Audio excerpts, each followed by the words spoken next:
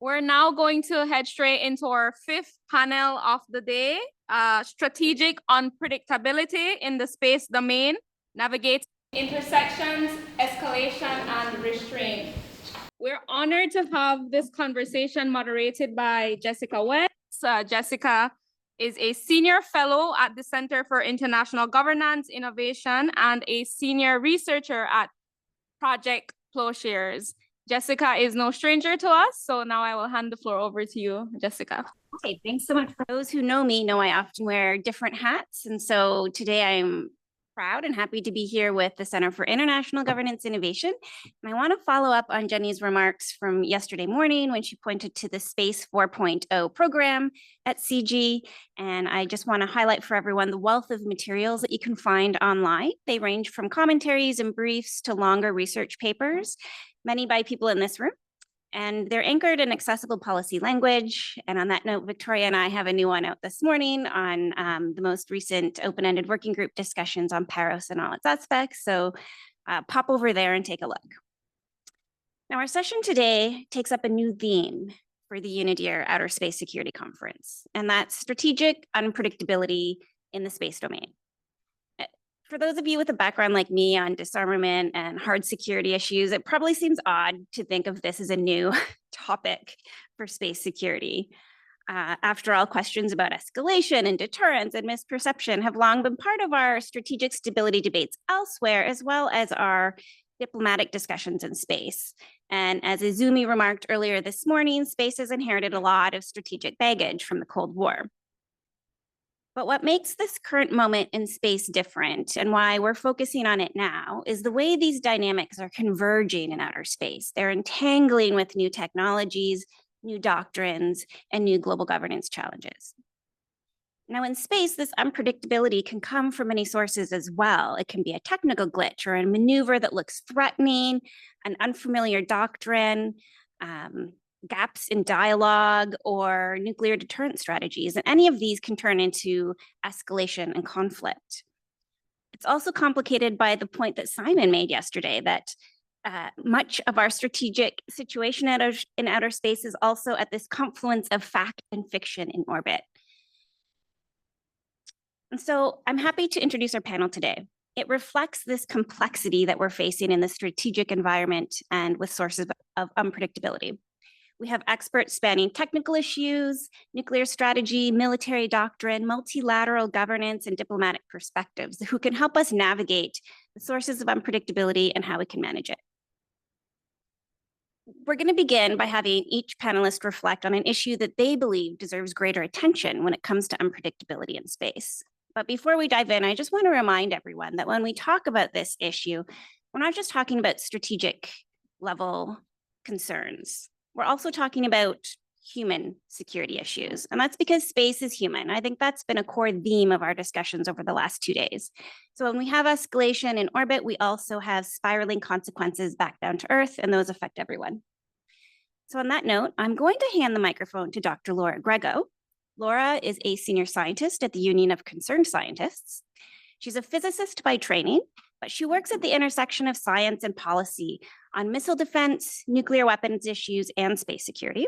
She has testified before Congress and the UN and is a technical expert on numerous collaborative projects. I want to also point out her most recent collaboration with Nivi Raju and CIPRI, and you can go to the CIPRI website to find some of the works they have produced on this topic. I'll hand it over to you, Laura. Thank you. Hopefully you can hear me. Yes, back there. Wonderful.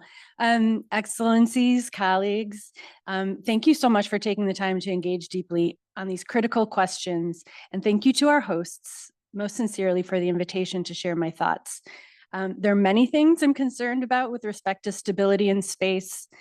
7 or 8 years ago, I wrote a paper that urged more attention to the framework of crisis stability alongside the traditional frameworks of space sustainability and prevention of an arms race. So it's very central to the way that I think about space security issues.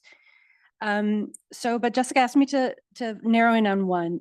My main concerns about contributing factors that make space particularly an environment that requires attention to crisis risk are short timelines and difficulty of attribution, the entanglement of strategic and conventional missions, misperception of dual-use technologies, ambiguity of owners and purposes of satellites, the lack of shared understanding of consequences and proportional responses, and little experience in engaging in substantive exchanges on space issues, especially in the security realm.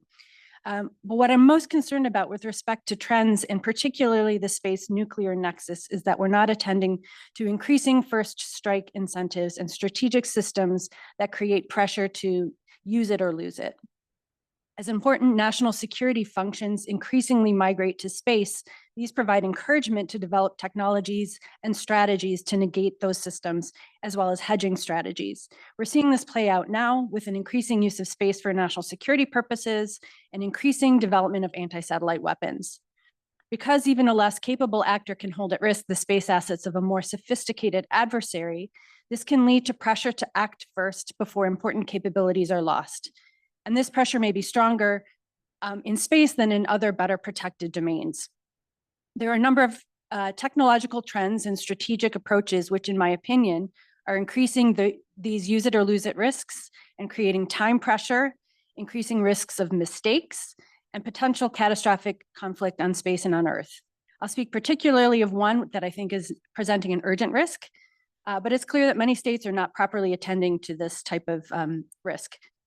Earlier this year, the President of the United States issued an executive order that has come to be known as Golden Dome for America, a project to build a defense for the US against a wide range of missile threats from a wide range of potential adversaries. Two important departures from longtime policy that this order made were to develop defenses against Russian and Chinese strategic missile arsenals, a decision that reverses decades of bipartisan consensus, and to mandate building a space-based boost phase missile defense system, which had been considered from time to time over the decades, but always set aside as undesirable for many reasons. This development, this Golden Dome for America, is where I'd like to focus my attention as an example of a space system that increases crisis risk, though it is just an example. Boost phase, to get us all on the same page, boost phase missile defense is briefly a system that is designed to destroy a missile while it is in active launch or boost phase. For intercontinental range ballistic missiles, the boost phase lasts between 2 and 5 minutes.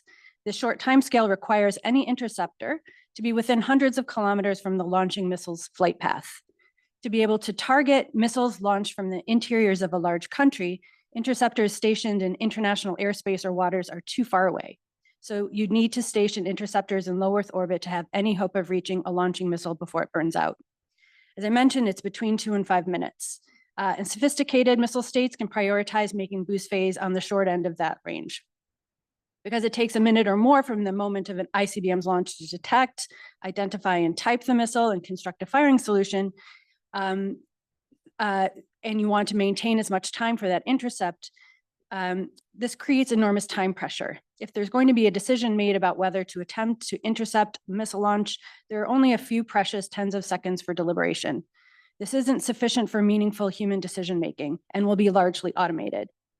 This critical attribute, automated decision-making of a strategic system, along with the technical difficulty, enormous economic cost, and strategic destabilization, is a key reason that these systems have not been pursued in the past. The second point about space-based missile defense is that because the system is so strategically significant, this will incentivize those who might be the target of it to prepare to counter the system with preventative strikes or to disable it with ASAT weapons. And those preparations, in turn, will increase destabilizing tendencies. I think this is an example of what Professor Wang Guoyu described yesterday as two sides of the same coin, threats and deterrence. This, among other developments, of course, leads to further interest in anti-satellite weapons that are designed to counter large constellations, such as nuclear-armed anti-satellite weapons, which are indiscriminate and counter to the Outer Space Treaty. This dynamic is not new, of course, but it is becoming more acute. But because it challenges both the possibilities of peace and security on Earth, as well as a stable future in space, we have to tackle it with every tool and approach that we have. We talked a lot about some of the time pressures and decision-making issues that happen with automation and the growing role of AI as well yesterday on the technology panel. And definitely with Guoyu's remarks yesterday about deterrence and threat being the same side of the coin. I'm going to hand the microphone over to Professor Wu Rixian from Tsinghua University. He comes to us with a background as both a missile engineer and a political scientist, and his research is focused on nuclear arms control, space security, and emerging technologies. He has been a fellow at Harvard, Stanford, MIT, and is one of China's leading voices on the nuclear space nexus. Please go ahead. Thank you for the invitation. I have 3 points. First one is about the Golden Dome, but I will not talk about the Golden Dome as missile defense. Already talked excellent, give excellent talk. I will talk about Golden Dome as anti-satellite weapons. You know, Golden Dome is designed as a missile defense system, but the space layer of Golden Dome, the space-based interceptors, could be used for anti-satellite purposes. And ironically, as missile defense, Golden Dome will not be so good. But as anti-satellite weapons, it could be pretty good. So, you know, in order to intercept ballistic missiles, so the space-based interceptors need to have the capability to change its velocity and the trajectory. So the capability, we call it delta V. So usually the delta V should be like 4 or 5 kilometers per second. So the SBI will be deployed in LEO, but with that delta V, the SBI could reach up to satellite in GEO. So basically, the SBIs could target almost all satellites. So the current plan, US plan is to deploy Golden Dome in 3 years. So if deployed in that timeline, so United States will be the only country, the first and the only country to deploy operational weapons in space, and thereby breaking the taboo against space weapons. I know some of you might disagree that there's arguing that there's no taboo at all because space is already weaponized. I disagree. So there are some dual-use counterspace capabilities deployed in space, already deployed in space, I agree, but all these capabilities are disguised as civilian capabilities, satellite servicing and debris removal. So those capabilities are deployed, but not called as weapons, exactly because there is a taboo. So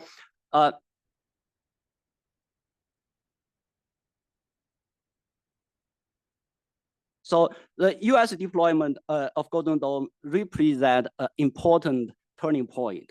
So we are entering the era of overt weaponization of outer space.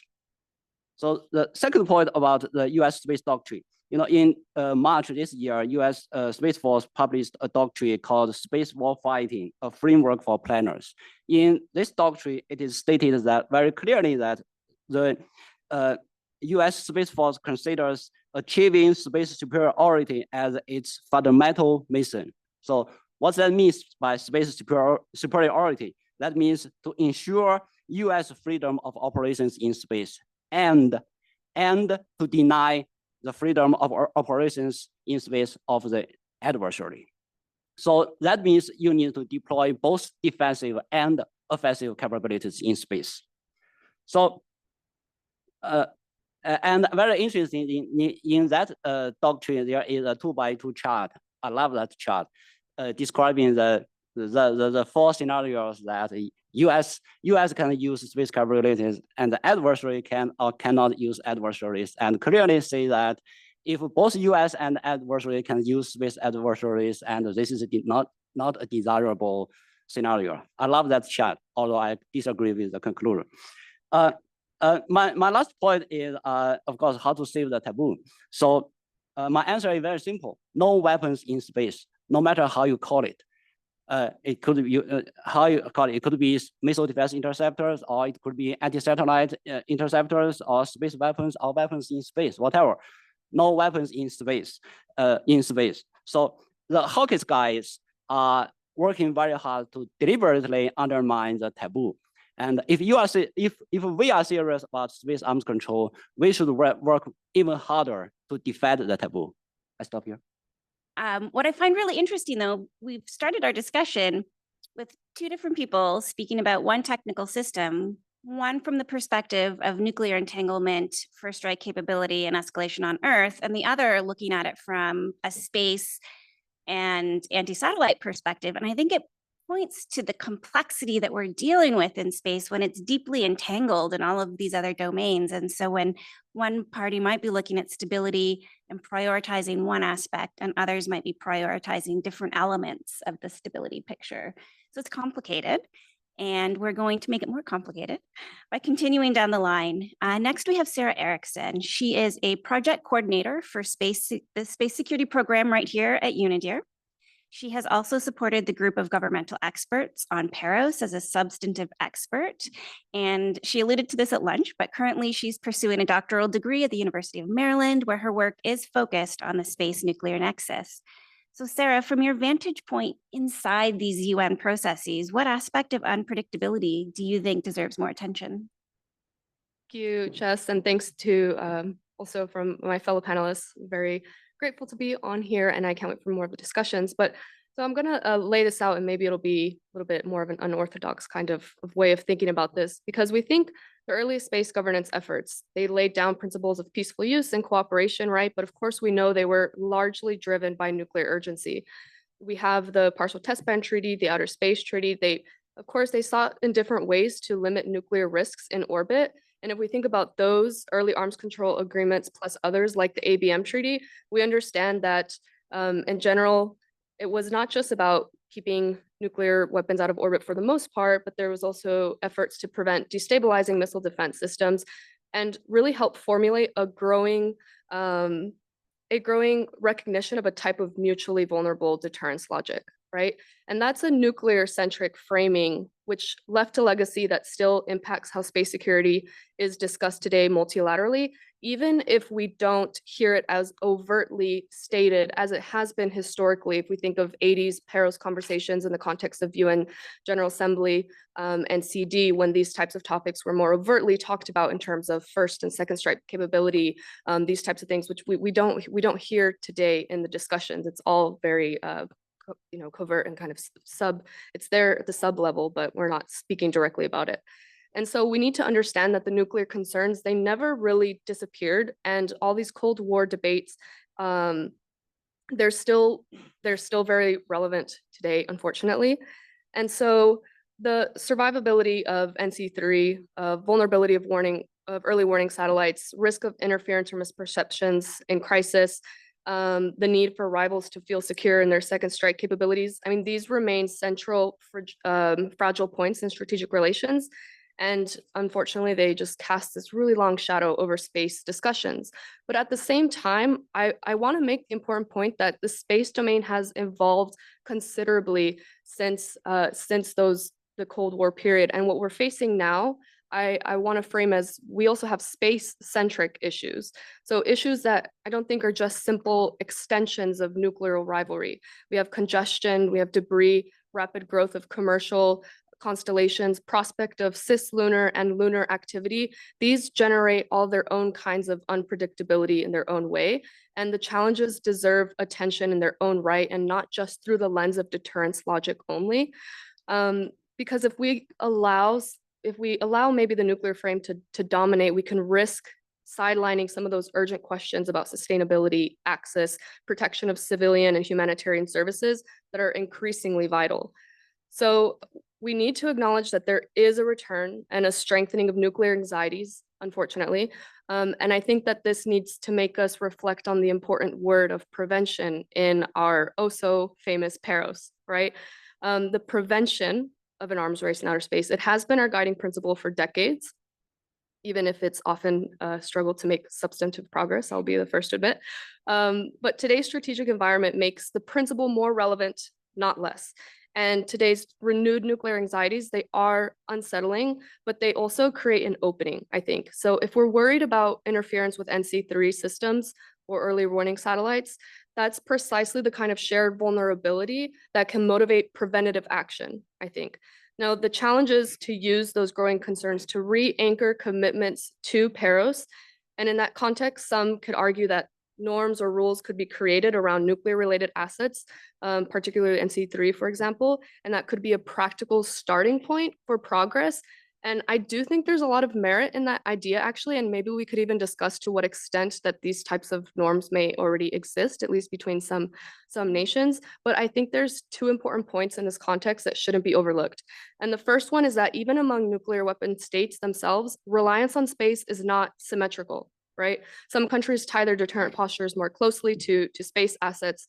And so trying to consider some type of non-interference norms or rules, the benefits may be perceived to flow disproportionately for some states. And so that's a real big political ask. In plain terms, it's empathy. You're asking others to care enough about the security anxieties of some to alter their own behavior, to alter their own potential, where they may see that the benefits flow unevenly. And so the logic for doing so, of course, is great as it reduces crisis instability for all, which should be the shared goal. But there's going to be some real political hurdles that we'll have to deal with to get there. And the second point that I want to make about that is that we need to then also respect the relationship and be cautious about the relationship between nuclear weapon states and non-nuclear weapon states, and how privileging nuclear assets could risk reproducing discriminatory regimes that prioritize the particular security priorities of some over others. And that's why I argue, at least in the context of space, protecting nuclear systems, it should be the floor and not the ceiling. And maybe this is not the way we normally think about it. We think hard security concerns, everything coming first, but whatever agreements that are good enough for strategic assets, they should surely be good enough for satellites that deliver essential civilian services. Otherwise, like I said, we risk repeating pattern where nuclear priorities, they define the agenda, and maybe at the expense of broader human security that could be sidelined. So something to think about. So I think unpredictability, it's in space, it's not understood solely in terms of great power rivalry or even escalation pathways. There exist evolving space-centric issues that have been developing and have been evolving, and that make our future in space already unknown and uncertain enough, unfortunately. We've been talking a lot about these the past couple of days. So there's a risk that the governance frameworks are going to remain trapped in nuclear-centric logics at the expense of building inclusive and sustainable order for space as a whole. And I think we do really need to recognize this space nuclear nexus. I mean, as we said, the PhD research and in general, I've, love it or hate it, I'm in this topic. And I do think that it's really under-discussed in multilateral fora. And I don't think it's discussed in plain enough terms. So I do think we need to be talking about it more, but when we do, I hope that we do this in a balanced way that ensures it doesn't swallow the larger picture. It doesn't become something that's only for some. And like I said, it doesn't overtake all of what Paros is and what space is today. You mentioned that, dependence in space isn't symmetrical. And I think elsewhere I've looked at how vulnerability is not symmetrical. And usually we think of the states with the most assets in space as the most vulnerable, but I think really it's those with a more tenuous reliance on space who are the most vulnerable because they are more subject to unpredictability and have less resiliency and redundancy when it comes to coping with instability in space. And so that's a wonderful reminder that we need to be inclusive when we think about unpredictability. I'm going to turn to James Black next. James is Deputy Director of the Defense, Security, and Justice Research Division at RAND Europe. His work includes research and wargaming on space and defense for NATO, the EU, as well as national governments, and he has supported the previous open-ended working group on norms of behavior. James, drawing on your background and history, what would you like to say about one of the more pressing or under-examined issues of unpredictability in outer space? I mean, I think my remarks very conveniently build on the previous three panelists quite nicely. I mean, we've just heard from Sarah some words like anxiety and empathy, which I completely agree with, really important. And as you say, aren't necessarily words that appear as often as they should in discussions about how we manage escalation and avoid unintended escalation. But they both speak to this idea that actually, whilst it's really important for us to focus on the hardware, the software, the technical capabilities in and around space, we have to remember that ultimately what we're talking about here is a socio-technical system, to use a bit of jargon. So we're talking about something that obviously has a vital human element, in decision making around what is happening in space, what we understand to be happening in space, what we perceive others to be doing in space, to the extent to which that gives us fear or anxiety or concern, and also the extent to which we can understand and empathize with why others might be doing what they're doing. And that sort of human factor and the understanding of the human factor is vital to avoiding escalation, both in terms of kind of arms race and crisis instability. I guess so. In terms of my kind of, to answer your question, Jess, I think what is lacking in the debate is not a discussion of the behavioral dimension, because obviously that's been something that's been kind of at the forefront of governance efforts for a few years, but actually almost taking a step behind that and looking at our understanding of how decisions are made in different spacefaring nations or indeed private companies in the first place. So those familiar with RAND, so world's largest non-profit policy research institute, know we have a long history of things like game theory, deterrence theory, nuclear strategy from the sort of 50s and 60s. One of the other things that RAND did in the 70s, when it was obviously in the context of the Cold War and the US and the Soviet Union looking at each other, was to really emphasize the importance of strategic culture. So to emphasize that there are different national, institutional, and individual cultural, psychological, demographic backgrounds that influence how different actors who are making a decision, say in a crisis in space, make those decisions, and which influence their decision-making calculus. And so you can't just reduce it to what are the technical capabilities that each side employ. It's not just who's got however many different ASAT missiles and how quickly they move and how maneuverable they are and all these things. There's a vital human element to how decisions get made, both by individuals, but also by institutions. So in different nations, that might be more centralized or decentralized. It might be more militarized or civilian-led. It might be faster. It might be slower. And obviously in the modern age, when you have automation, as our first panelist was saying, there would be certain things that will be outsourced, obviously, from humans to machines. And those are all cultural choices about what that looks like. So I think that's unfortunately something we're lacking. If you look at the sort of research on strategic culture around space, I think there are a number of gaps, which to just very quickly kind of finish up. So the first is just the immaturity of our sort of theoretical and empirical understanding of space conflict. We have fortunately not had lots of major space conflicts. That's good news. Well done, everybody, for now. But obviously that also means we don't have really the data to show us, well, what works, what doesn't work, how do people act, how do they not act, in the way that we do in lots of other domains. Partly as a consequence of that, it's very easy for analogies from other domains. So we've just heard about the sort of dominant nuclear logic, or of course maritime or cyber are two other ones that get brought in to kind of predominate and for us to lose track of why decision making in space might be different. Relatedly, there's a point about the immaturity of institutions. So obviously there are spacefaring nations, US, Russia, China, that have very mature institutions, but there are plenty of other countries where space commands, space agencies, national space councils are new, and so decision-making structures and processes and culture are still being developed. There's obviously the classic problems of the large number of actors in space, the role of the private sector, dual use, dual purpose issues, and so on. And clearly, obviously, when we start talking about conflict, those cross-domain linkages. So faced with all that, I think my point is that, yes, we need to achieve the sort of empathy that Sarah's just talked about, but a precondition of that is mutual understanding.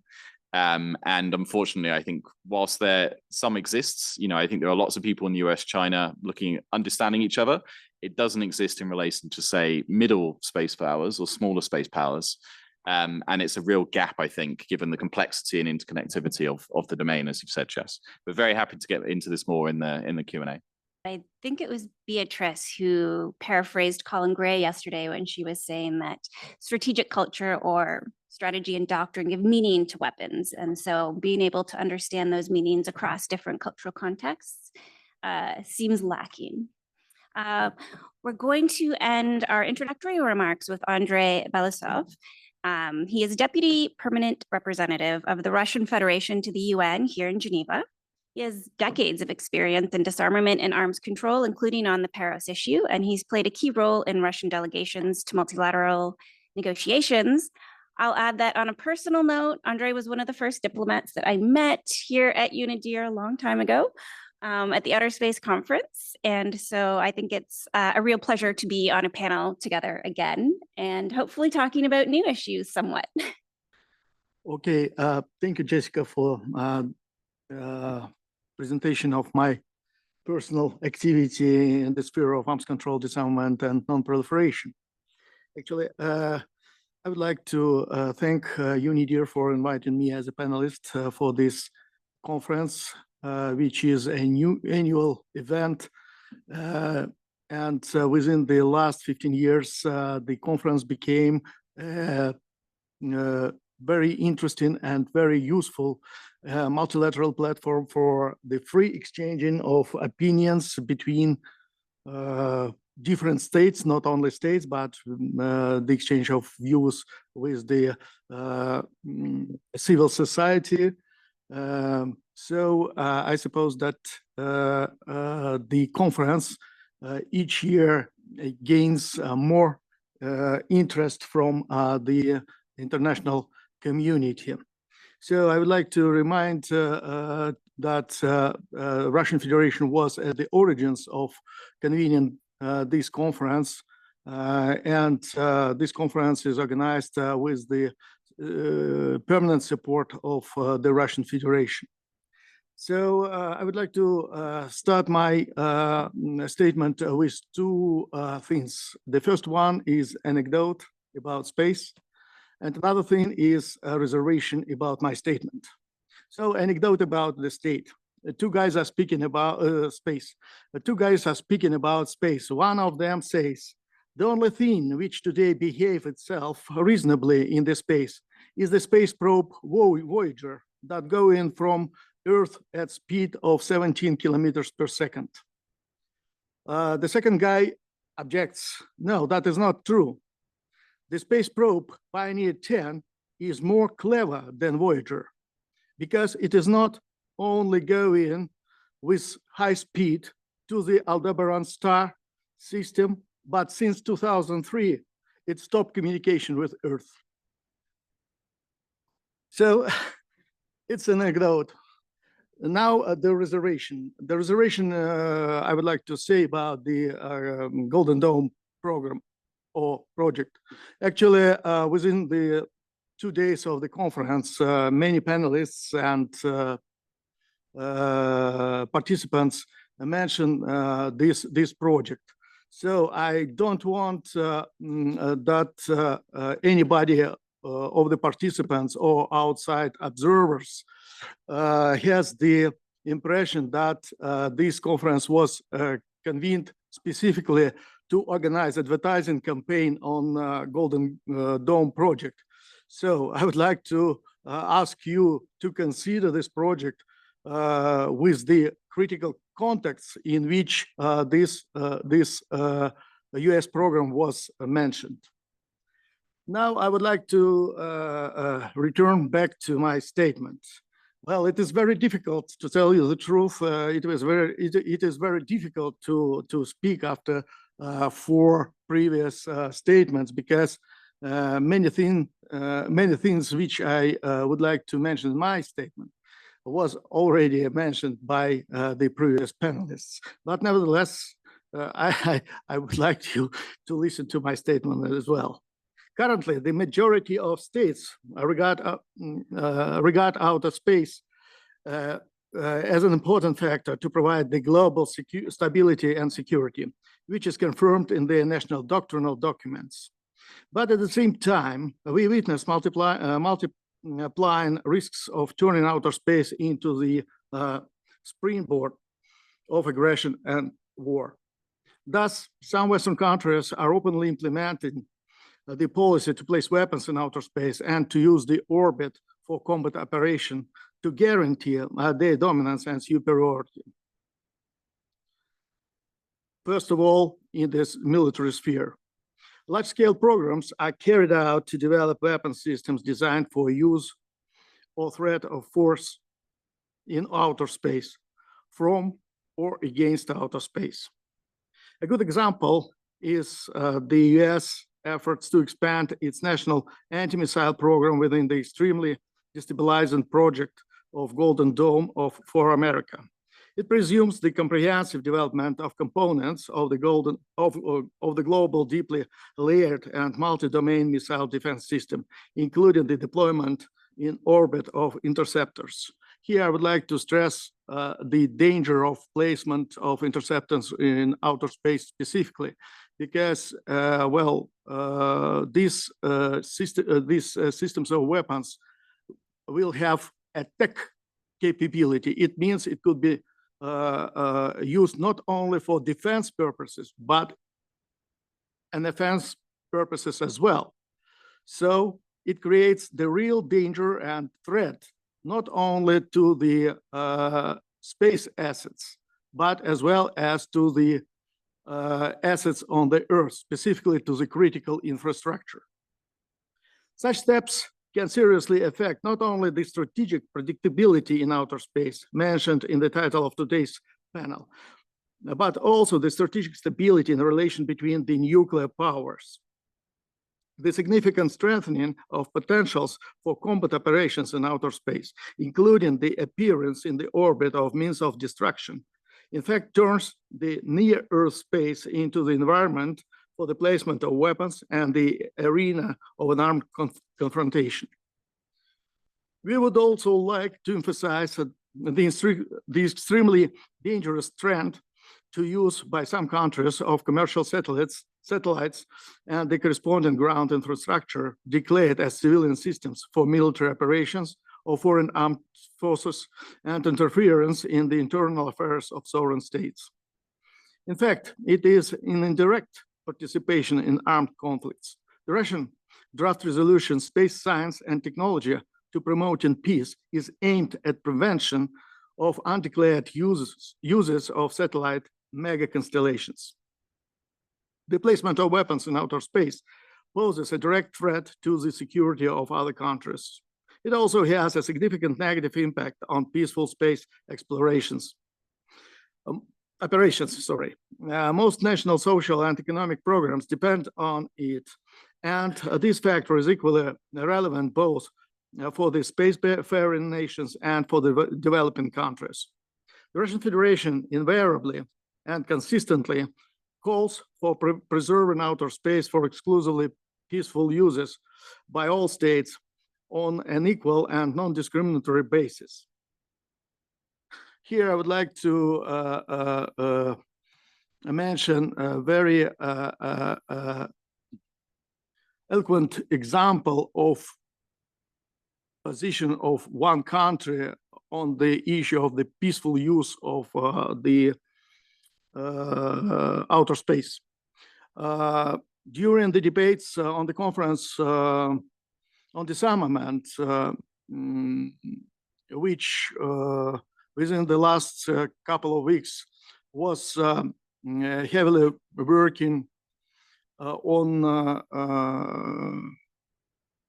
final reports of subsidiary bodies, including the subsidiary body 3 on which considered a Paris issue.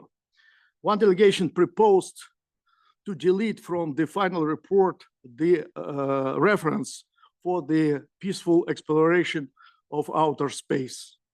Well, it is strange position because this reference contained in the Outer Space Treaty of 1967.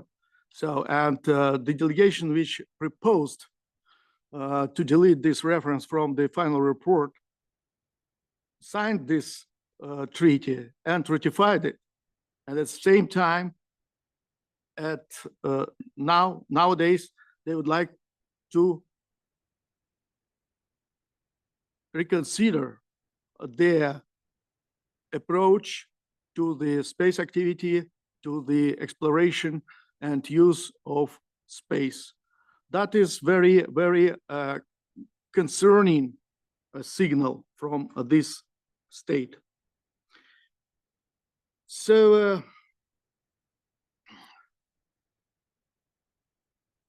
the goal of peaceful use of outer space can be achieved only by developing an international legally binding instrument on prevention of an arms race in outer space, in accordance with the decision of the first special session of the UN General Assembly on disarmament of 1978. Such an international legally binding instrument could be based on the Russian-Chinese draft treaty on the prevention of the placement of weapons in outer space, the threat of use of force against outer space objects, as well as the consensual report of the group of governmental experts of 2024. Currently, the substantial aspects of such an instrument are actively discussed in the UN open-ended working group on Paris, which was established by the UNGA resolution 79/512. We expect that the joint work of the UN member states in this format will lead to significant results that would contribute to the implementation of the Paris goals. I would like to stress here one thing, actually. The Russian Federation is the only state in whose military doctrine there is specific provision about the elaboration of legally binding instrument on Paris. And that means that the negotiations and elaborations of such an instrument is an integral part of the foreign policy of our country. So without reliable guarantees to preserve outer space free of weapons enshrined in international legally binding instrument, there is no prospect to solve the problems of peaceful uses of space and ensuring the safety and security of outer space activities. We all need to make the maximum effective efforts to preserve outer space as a peaceful domain for future generations. Thank you for your attention. So I'm going to ask the panelists a few questions to dive a bit deeper into the themes that they've raised. And I think we'll sort of group Golden Dome Part A and Part B, and then we're going to move on to some non-Golden Dome issues. But I'm going to turn to Laura and to Andre first. Laura first and then Andre. Both of you really spoke to this entanglement, I think, at the strategic level between nuclear and space and sort of security on Earth versus security in space. And I think what I'm wondering is, how do we move forward on discussions on either? Because Laura, listening to you, I felt as though I could have been on a nuclear panel. And Andre, listening to you, I very much felt like I'm on a space panel, but there's a lot of echoes to strategic and security. And how do you make states feel secure enough that they don't feel the urge to pursue some of these systems? So I'm wondering what we can do on these issues to move forward or to prevent the kind of catastrophes that Laura so eloquently laid before us. I'm just a poor physicist. I've never created a process like this, so I'm just an observer. But thanks for asking, and I have thoughts, and actually I'd love to hear other panelists and other participants here who do have deep experience in how to disentangle serious security concerns. And my initial thought was that this is an example of what Mr. Vorontsov in the panel yesterday described as a hard security problem. And they're very deeply informed by the logic of mutual vulnerability as deterrence. And that's embedded in strategic relationships between nuclear powers who are all modernizing their arsenals, some are expanding them. So I think a lot of this discussion that informs Golden Dome and these questions will need to happen in strategic stability and arms control and disarmament talks among Russia, China, and the United States. I'm fully for full participation, but I think there's some very knotty problems that those, knotty as in knots, not knotty as in bad, that need to be worked out. I hope they are prioritizing such discussions and will continue prioritizing them given the current geopolitical situation, as well as our obligations under the Nuclear Non-Proliferation Treaty to take these issues very seriously. Also, and given that the Golden Dome order represents a very rapid change of strategic approach, this of course requires close consultation among allies and partners who may also feel a bit destabilized. as well as potential adversaries. So it seems to me there's lots of confusion about how robust this change of approach is, what the parameters and plans for Golden Dome entail, and how realistic the prospect of its construction is. So that ambiguity may lead to worst case assumptions and unhelpful dynamics. So to the end, to what Sarah said and what I've heard you say before, Jessica, that we don't want nuclear questions to dominate space security questions, so we don't make progress there. But it's unlikely we're going to solve these very difficult problems from within the space security discussions. So my suggestion is to separate the two. Actually, well, I don't think that we have some more time for any anecdotes. I would like to answer your question, and thank you very much, because I suppose it is very important question. What shall we do in the situation in which we are? So to tell you the truth, it is the traditional question of Russian intelligentsia. So because since the 19th century, the Russian philosophers and writers always had been asking who is responsible for the situation and what shall we do in this situation. So I will try to answer your question. First of all, I suppose that all the states, nuclear and non-nuclear, which are trying to launch or which are involved in space activities should be stuck to the main provision of the Outer Space Treaty of 1967, which says that the exploration and use of outer space should be for useful purposes. The second step is to reconsider the doctrines and policies regarding the outer space in accordance with this thesis. The third one, which is connected or related to the relations between the nuclear states. I suppose that for the security and strategic stability purposes, it is very important to reconsider the understanding of the direct connection between offensive and defensive strategic arsenals. Because one of the reasons why the United States are trying to develop their ballistic missile defense and to realize their program about the space segment of this program is the rejection of the United States to reconfirm this very important, I would like to say, the fundamental connection between offensive and defensive strategic weapons. By the way, this connection is fixed in the preamble of the New START Treaty of 2010. So the fourth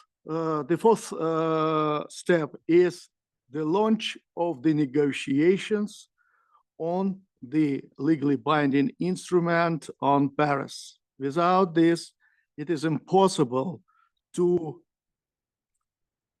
make the current legal foundation of the space activity to make it stronger, to make it more skillful as what related to the prevention of weaponization of space, the prevention of converting outer space in the area of military confrontation, and so on and so forth. So that's these four steps, in my opinion, and in the opinion of my state, which I present, sorry, are very important. And as soon as we start realize these steps, the better. Thank you. think, Laura, you mentioned in your response to my question about the speed at which change is happening, not only technologically, but at the level of doctrine and policy as well. And I think speed ties the other three speakers together. So we'll kind of go down the row. But Rishan, you were speaking about taboos, and taboos take a long time to develop and can be eroded very quickly. And so how do we maintain a taboo? And especially, I'm going to push you a little bit to speak about the dual use issue, because that is something that a lot of states point to as a concern. And because you and I were talking about my article yesterday on the fog of peace and the challenges that poses. And then Sarah, how do we not let the horse run away from the cart? I'm a bit jet lagged, so I think I got that right. How do we hold things together in an inclusive way when we're dealing with these strategic issues, but also different interests and different vulnerabilities? And then James, you also spoke about strategic culture, and that's also something that takes time. And so how do we cope with the challenges faced at that level when we have such rapid change before us? I think the current problem for the space security and for the U.S. space doctrine is that the hawkish guys believe they could win the war or win the crisis. Actually, you know, my focus was on the nuclear domain. Actually, the same situation in the nuclear domain, because some people, hawkish guys, believe they could win the war, then or they could reduce the damage to acceptable level. Then, therefore, they could transform that advantage into political tool. So, so the solution would be to make them realize the consequences of arms race. So, I think that it is the assumption of U.S. Space Force doctrine, space superiority doctrine, is that U.S. could achieve space superiority while maintaining long-term sustainability of outer space. This is their assumption. I'm highly skeptical of that, because one side pursuing space superiority will naturally cause other side to follow, naturally cause arms race. And that kind of arms race, it's hard to believe that you can still get sustainability. Will naturally undermine sustainability. So I hope we do not need to really develop or deploy those capabilities to prove that. We could prove that preemptively, so we could prevent that arms race, so save the taboo. That is my understanding. Thinking about how do we hold it together, and I'm thinking too, because Laura had the saying of maybe we should keep them separate. So now I'm juggling with this, like, do we want to hold them together or keep them separate? But basically thinking first and foremost of how important it is that things like OEWG are happening with all states, where these things can be talked about and in a flexible way where things can be raised to the agenda. But the important thing about taking what happens here multilaterally back home, you're talking about strategic culture, and it makes me think of just cultural exchange in general, and how in arms control experience, you know, the agreements that happened and the progress that happened were always underpinned by some other type of exchange, scientific exchange, diplomacy.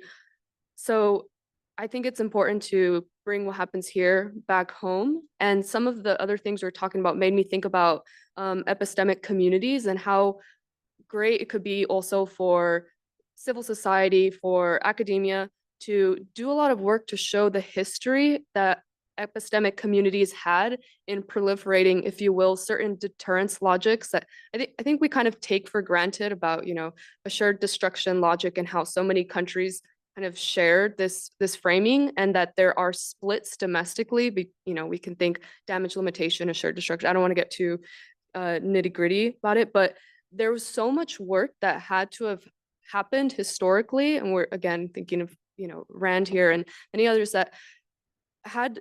I mean, it's quite incredible to think about the level of weapons and insecurity that we have, but that there's some shared kind of logic that was able to be created between different countries about that. So how can then we, in a meaningful way, look back through history and see who participated in what schools and professors and diplomats came together to make that current shared understanding, and then from different countries around from these different countries, and how grueling was that process, and then to kind of so that we can kind of understand how undermining it is to have a different type of deterrence logic that's trying to be coming to the forefront.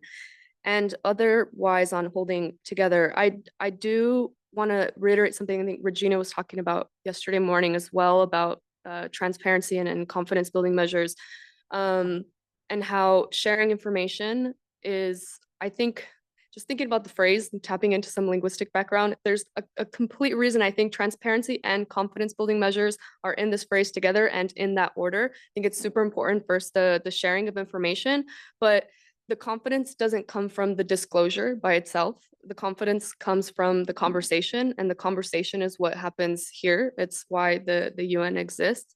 And so in terms of holding things together, making it inclusive, taking advantage of the conversation, and in places like OEWG where all member states can be open and participate, and then just speaking a little bit more frankly. If it's the nuclear anxiety that's on the list, that's talking in the Paris context, rather than speaking sometimes always between the lines and making others in the room or other countries try and also guess what's happening, if we could meet each other where we are and just speak a little bit more frankly about this, so everybody's on the same page, that would be a wonderful start, I think.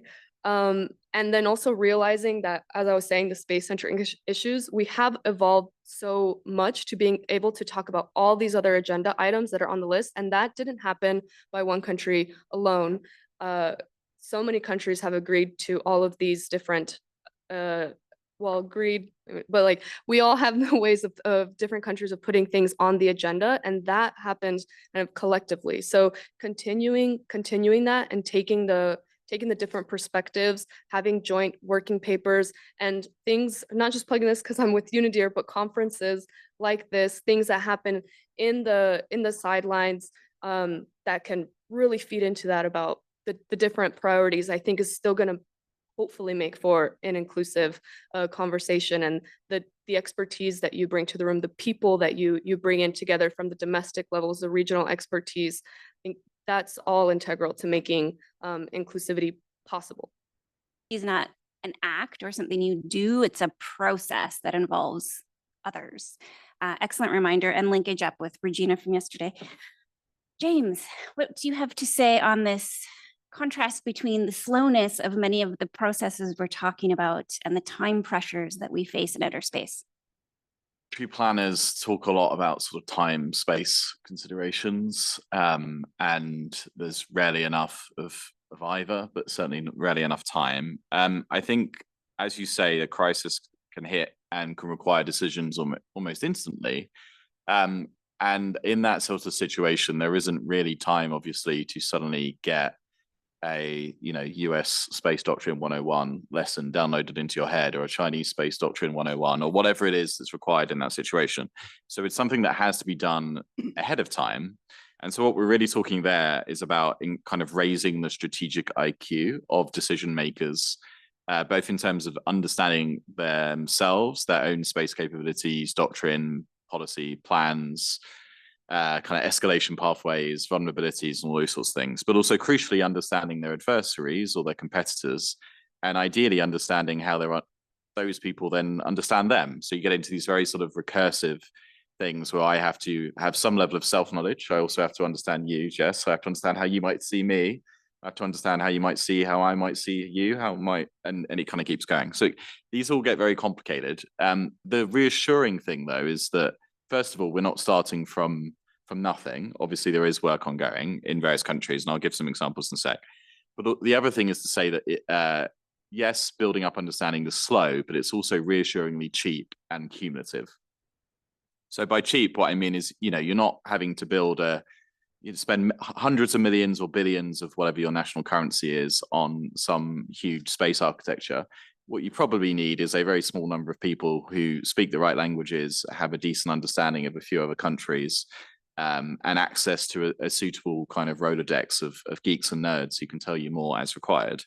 But if we look at a lot of the spacefaring nations, both at an individual and an international level, this isn't something that they've really necessarily had to cultivate, the strategic IQ in space, certainly over the last 30 years. So you just think of an individual career, either you are in a military space command. In most countries, that would be a joint thing. So you would have started in the Air Force, the Navy, or the Army.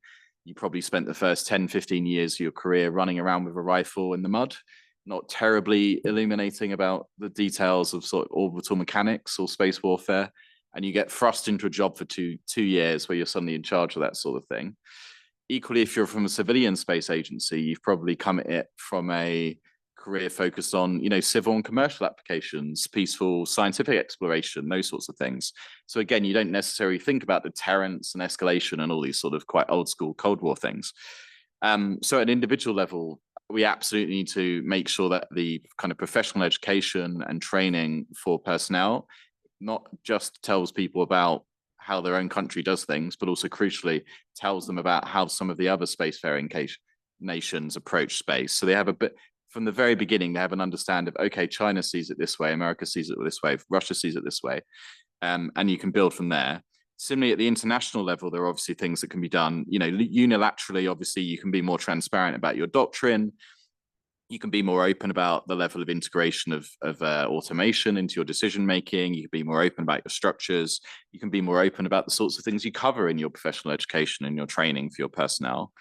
But there's also things, obviously, that can be done either amongst friends. So, we now say in NATO, you have small unilateral groupings like Combined Space Operations Initiative that does discuss policy and doctrine. But you also have things like the NATO Space Center of Excellence. Obviously, that doesn't deal with the whole world, but at least amongst 32 nations, they can start to sort of align and cohere their approach. Then if you're not NATO, you at least understand, if you're dealing with a NATO country, sort of where they fit. And then obviously there are things that can then be done amongst countries that are not necessarily like-minded. And that's obviously the most important. Clearly, there are plenty of sort of track 1, track 1.5, track 2 initiatives that exist. RAND does some itself. I did a great one earlier this year at GCSP in Geneva. But they're not frequent or at scale enough. And we need to build up those connections and the conversations that Sarah was talking about. And I think crucially, what would be great to finish and make my final point would be to move those conversations away from the sort of general exchange of ideas, which is, I think, where most of these conferences are at now, and start probably working, kind of tabletop exercises, war games. Let's talk through some specific vignettes or scenarios. And then let's say, okay, well, this is what I find concerning about this scenario. This is what you find concerning. That's different. Why is that different? Well, that's the same. Why is that the same? And it doesn't have to be that we come to an agreement, but at least we've come away from, maybe if we can, that'd be great. But even if we come away disagreeing, I at least better understand how you react in a certain situation, and you better understand how I react in a certain situation. And that's the basis of that sort of empathy that we were talking about earlier, and which is the precondition for mutual understanding and avoidance of misperception and error. I would like to share my vision of the answer on your question. Actually, I suppose that the issue of this pressure of time limit and the slow pace of international activity aimed at resolving the sensitive issues related to the security in outer space is a kind of artificial nature, because the real pressure which we face right now is the shift in the policy of some states from the, so to say, traditional approach to the international security and peace to the doctrinal approach of the mid of the beginning of 80s or of the mid of 80s, which was articulated by President Reagan: peace by power. That is the problem. That is the pressure on the international community. because we see that Western countries are trying to have the dominance in different spheres, including, and first of all, in the military sphere. And that is the real problem, actually, because as Professor Wu stressed rightly, absolutely rightly, that if, for example, United States and their allies would like to realize their projects and programs in outer space, I mean military programs and projects in outer space, somehow the other states which consider these programs and projects as possible threat to their security, they should react. And that is the situation in which we are right now. It is not about the time. It is not about the slow pace of international community activity. It is about the intentions of some states to convert the approaches to the international security and stability for their interests, for the sake of their interests. That is the problem. Thank you. Take 3 questions and turn it back to the panelists, and I suspect it may take up a lot of our time. We're going to hear very brief questions from China, from Orbital Arc. 1 question, because I think there might be 2 placards raised, and the United States. So I have a question about the Golden Dome system. I think I just heard about the Golden system, but I think the Golden Dome system is not something that only involving China, America, and Russia. Because with large numbers of space-based interceptors in orbits around the Earth, I think many countries of their spacecrafts and astronauts will face negative impacts and cannot escape from this area. So another thing I wanted to mention is that in the presentation of Professor Wu, he made example of the US Space Force, their doctrines, talking about the space superiority and war fighting. So my question is, with this declaration of intention and the deployment of the Golden Dome system, the space-based interceptors, and the consequences that spacefaring nations probably gonna face. So just like Professor Wang yesterday mentioned about the 3 elements, the intention, the behavior, and the consequences, can we say that the Golden Dome is a threat to all the spacefaring nations in outer space? Thank you. This question goes to Professor Wu and Ms. Laura. Orbital Arc? Hi. So my question is a very general question towards the entire panel, but the move towards automated boost phase and intercept systems, especially space-based weapon deployment, like Professor said, that US might be the first one to do it in the next 3 years, may occur alongside exponential growth in orbital object density, creating scenarios where automated defense systems may struggle to distinguish between legitimate space activities, debris events, and actual threats in increasingly congested environments. This could lead to automated systems getting trigger response based on misidentification of threats or potential breaking the current taboo against weapons in space through technical malfunctions rather than strategic intent, while creating air triggers about scenarios that compress human decision-making time during these crises. How can it be ensured that automated systems, especially in space defense, incorporate sufficient cognitive checks? And also, what verification mechanisms should be established to maintain strategic stability when human oversight might be removed during these critical engagement decisions? Yes, thank you. Brian Hardesty from the U.S. delegation to the Conference on Disarmament. My question builds on James' very interesting comments on strategic culture and Sarah's comments on learning processes, but actually it's for Dr. Wu, based on his presentation and also his recent Lawfare article on fostering nuclear learning. There you wrote, Dr. Wu, about how the relationship between a nation's core beliefs on arms control and nuclear learning. And my question in this context is if you see parallels between your arguments there and the possibility for space security learning, as some of the panelists have started to describe. Is it realistic, or is it science fiction like our Starlight panel earlier? Thank you. Panelists answer these in reverse order because I like to shake things up. And so we have a question about learning and culture and nuclear learning and whether or not that holds up in outer space. We have a question about the safety of technical systems, and that links us back to yesterday's discussion on the connections between space and artificial intelligence at the strategic level.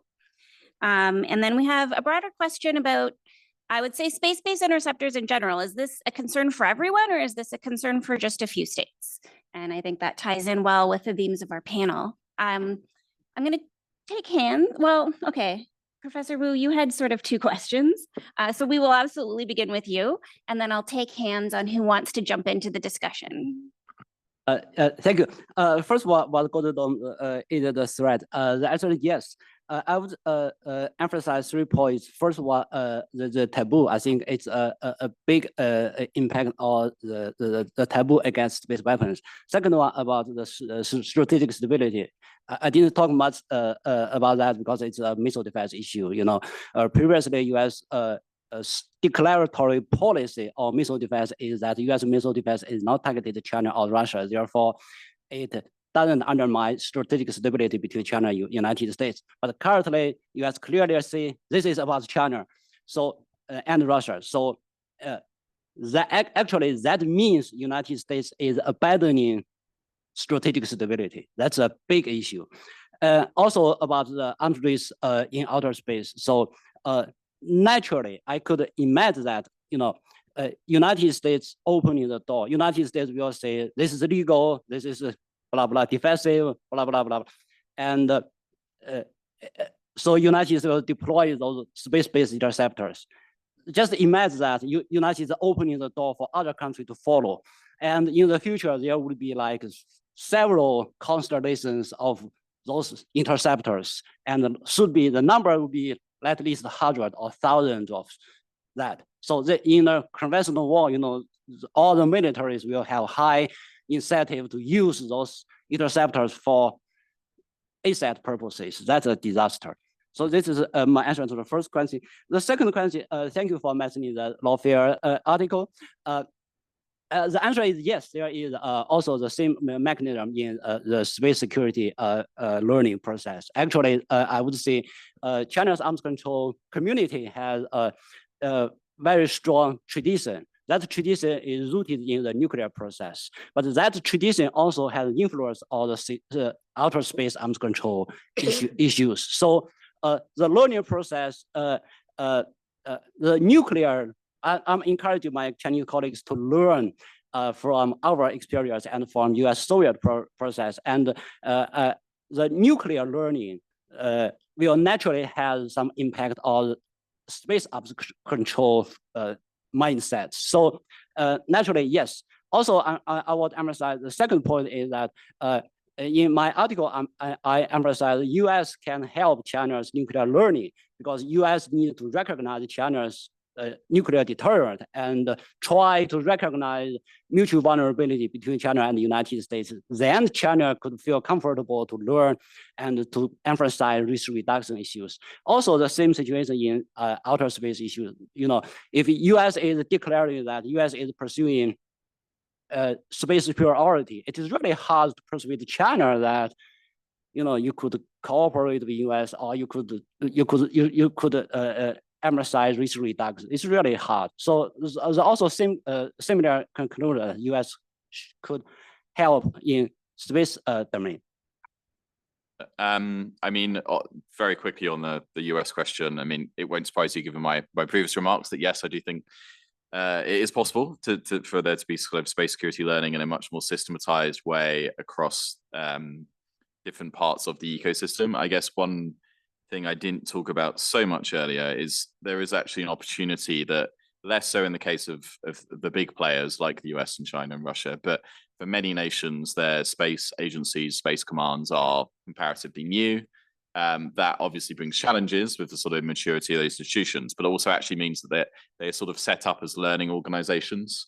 You know, they are like the early air forces where it's, you know, it is a more experimental type of of activity, and people are learning. You know, they come, and so there is a real kind of scope to therefore inculcate a new sort of strategic culture for that nation's space decision makers relatively quickly, I think, because it's sort of, they're starting from a blank piece of paper to some degree. The other thing I would say though is that it's when we talk about learning, it's who is doing that learning. So yes, obviously there's the sort of arms control communities that we've talked about. There's obviously academia, civil society, you know, and clearly there are, you know, large classified and unclassified war games that happen for top decision makers in government and military, and more of them would be great. One thing I think that's really important though is we have to also think about how we educate the private sector and kind of company executives and so on in their role in all of this. There are examples from other domains where, you know, countries, particularly with a long history of a sort of total defense or whole of society approach to national security defense, run training courses or education courses, you know, a couple of weeks a year, and they get in top company executives and they explain to them, like, this is the geopolitical context, this is what's happening, this is what it means for your business, and here's what your business could do in a crisis that could be helpful or unhelpful. And I think we need to similarly have those discussions in space, given the very obvious role of the private sector. And then very quickly on the orbit arc questions, I mean, huge challenges, as you say. You know, we're bleeding here between the nuclear, space and AI debates at a UN level, which, you know, famously are all really straightforward and not complicated enough individually, let alone combining them. But yeah, it speaks to the importance of moving from space situational awareness to genuine space domain awareness. So we understand intent as well. And that speaks to the behavior point. On your point about human oversight of automation, there are obviously debates in different countries as to whether humans should be in or on the loop for different types of decision. And the reality is that probably different countries will adopt slightly different positions. The important thing, I think, as I said earlier, is to really be open about what our approach is to human machine teaming as a country. In terms of verification, there are obvious technical challenges why it's really hard to verify what level of automation and autonomy does exist with a system. There are at least, however, things that we can do to at least give the option for a human to be in or on the loop of decisions. So things like, you know, if you're concerned about a particular asset responding automatically, maybe don't jam it, because then nobody will be able to talk to it. So there are things like that you can actually do in a crisis that don't eliminate the risk, but they can at least mitigate some of the risk. But yeah, obviously, if you can fix AI, nuclear, and space nexus, you know, in less than 100 words, please do talk to me afterwards. That'd be great. Just briefly, but very well covered by my co-panelists. I think, again, I hope that if we come away from this panel with the sense that short timelines are the enemy of stability and require automation and decision-making that is not compatible with, in general, wise decision-making, and we should avoid it if we can. If you're worried about space-based interceptors being used as anti-satellite weapons, well, those don't have the time pressures you do for ballistic missile defense. That's set by the launch of an ICBM. That's why they're ready to respond in a few minutes. But certainly that isn't necessary for an anti-satellite weapons program. But coming back to the question of the risk includes not just the technology, but the intention. But when you have massive numbers, or if you may have massive numbers, and not just space-based interceptors, but the development of anti-satellite weapons by a number of countries, then that is always going to be part of your decision-making. That will always help require you speeding up thinking about, when do I do, what do I do if I'm worried about using or losing my system, because I know somebody can attack it. That increases your time pressure on its own. It doesn't require an SBI to speed up your time decision-making process. So I think, well, I mean, that's my concluding remarks when we come back to it. So I'll leave it for there. Sarah, and then Andre, and then we're going to do our lesson. Yeah, I'll make it really quick. Just thoughts too on the question from China of Golden Dome. I think this is one great example of where, just because it's in the context of Golden Dome, talking about the large number of satellites that would be needed and proliferated, I don't think that problem needs to specifically be then addressed through the nuclear logics, like I was talking about, because this is the same situation that we could just apply it to constellation numbers, mega constellations, or about resiliency and redundancy in military postures, about satellites in general for other things. So I think this is a great example where, yes, there's a certain, initiative of Golden Dome, but just because it's in that doesn't mean that we're not dealing with the problems anyways in a space context separate of that. We still have the same issues, so we could think about it that way. And then with nuclear type of learning, I think we have, as James said, it's very systematized in nuclear. We even have, UN resolutions about disarmament and non-proliferation education, and then pockets of communities and institutions and schools that have really championed that and have made young learners and diplomats on these specific topics. And I think that we need to find a way to make space a part of that and have a lot of training on, so what does space deterrence mean, space security mean, how does it connect with the different nuclear deterrence logics of the past and the history of the past. And so if we could focus and have the same type of effort, not just maybe from UN and the bodies, but also within the states themselves, building up the expertise in students, that would be great. And as someone who's thinking of doing courses and teaching and stuff, I'm telling myself this too, of something that we need to do.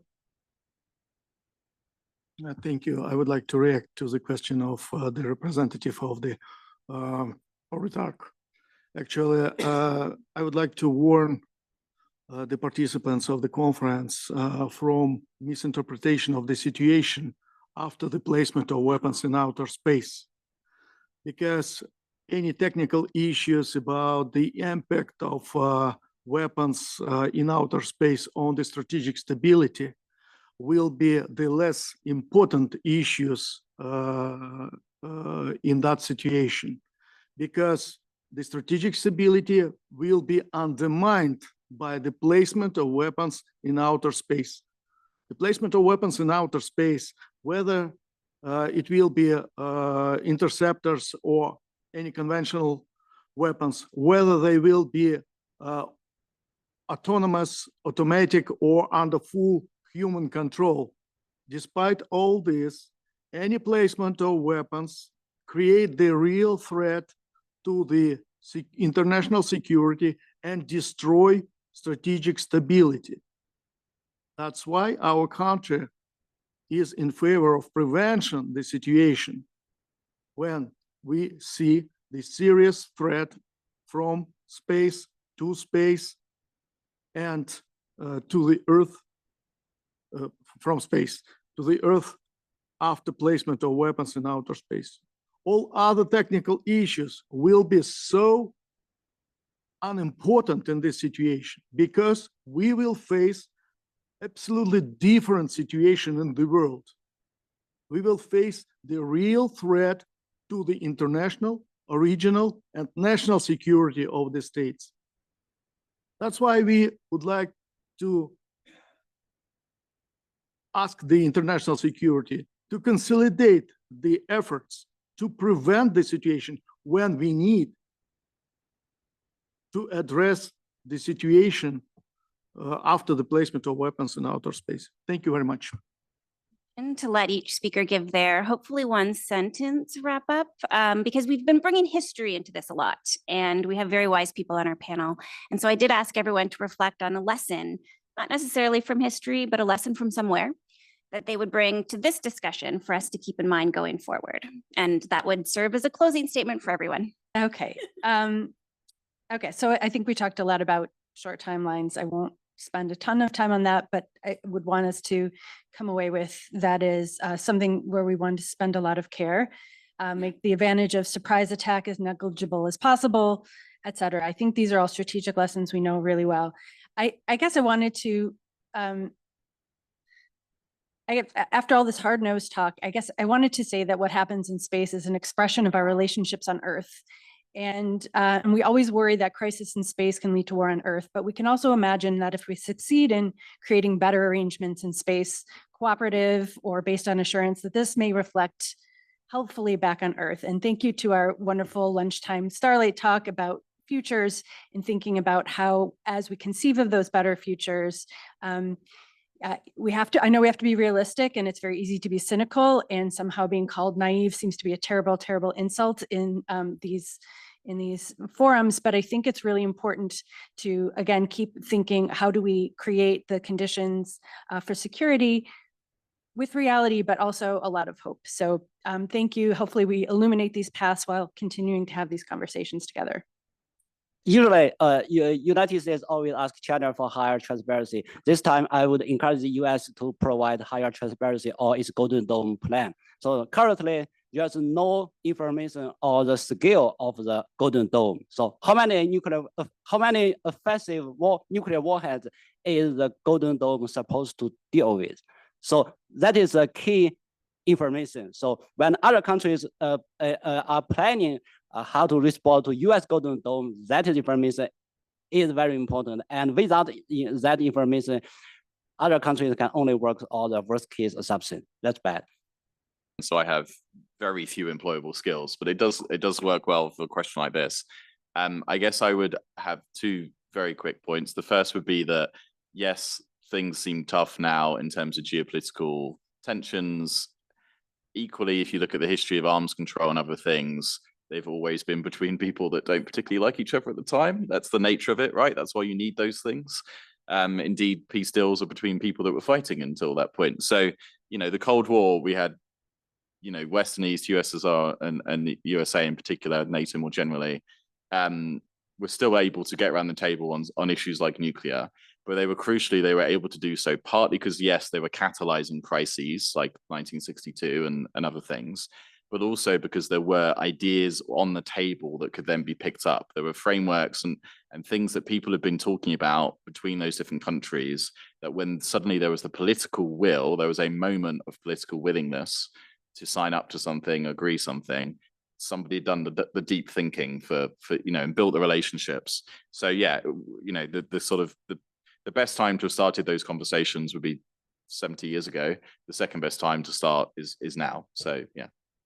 History is enormously important, just because I do think that informs our leaders of today what can be done because it has been done, and specifically that progress and cooperation can be achieved because we've seen it done under circumstances of incredible stress and hostility before.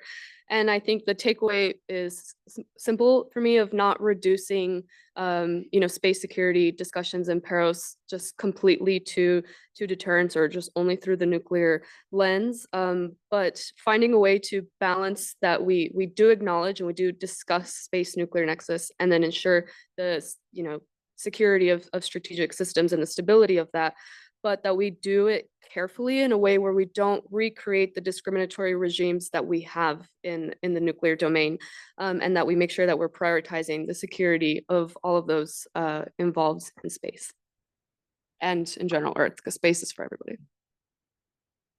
Actually, I would like to be very quick in my remark. Actually, I can speak about many examples from the past, historical lessons and so on and so forth, but I would like to say that I prefer to remain optimist, and I hope that we in the closest future turn from the theoretical discussions on Paris issues to the practical steps to resolve them. That's my wish and hope. Thank you. Thank you once again to all speakers on this panel.